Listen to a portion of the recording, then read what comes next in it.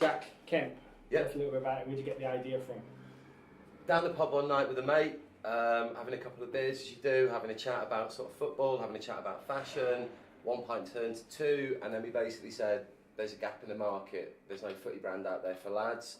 Started talking about all the old Panini stickers and how like all the modern t-shirts you get down to the footy clubs are all just a bit obvious and a little bit crappy. And we started to come up with a few ideas on the back of a beer mat. 3, 4, 5 pints later, we'd sort of half come up with a name. Started to sketch out a couple of the ideas, and it was sort of born there. Picked it up again the next morning with a hangover. Went through, you know, what the brand should do, who it should be targeted at, the kind of tone of voice, and sort of all the brand values. And we actually started with a mood board, so a bit like the wall here. What we effectively did was we sort of said, you know, it's Rizzler, it's kebabs, it's 1980s terraces, it's Fila, it's Sergio, it's that kind of thing. But I just put into a t-shirt with a modern twist.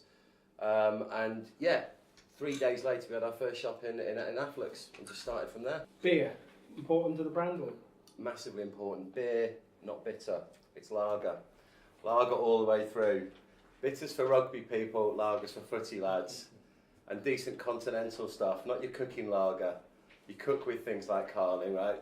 So he's talking Stella upwards. So any kind of beer they sell in fringe bars, perfect for us. But yeah, it's very much a sort of lads lager culture. Obviously drinking in moderation and sensibly, of course. Tell us about stockist, who's got the brand at the moment. Right, well the brand currently is sitting with Giacomo. There's some bits down in the National Football Museum. We've had stuff previously in House of Fraser. It's on ASOS. 80s Casual Classic have got it, which is perfect for us because 80s Casual Classic sell all the classic terrace wear, the Fila, the Sergio, and it's an absolute sort of match-up for us in terms of brand values.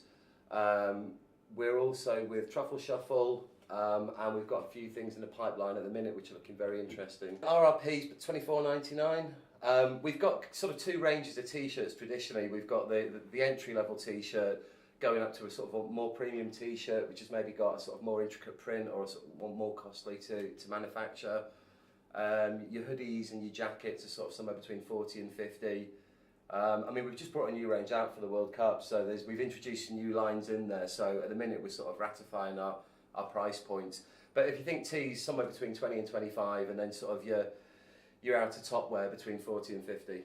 Do you hold stock, or are you just purely a forward order brand? Forward order brand, we don't hold stock. It comes at a cost to us. We'd rather pass the cost on to the end client. So we basically manufacture to order. It allows us to be more efficient, and it allows us to be more relevant, because what we're not trying to do is shift loads of old stock and sort of saturate a market with a budget end offering, which is kind of last season stuff. So we only ever sell the current season, and we manufacture to order.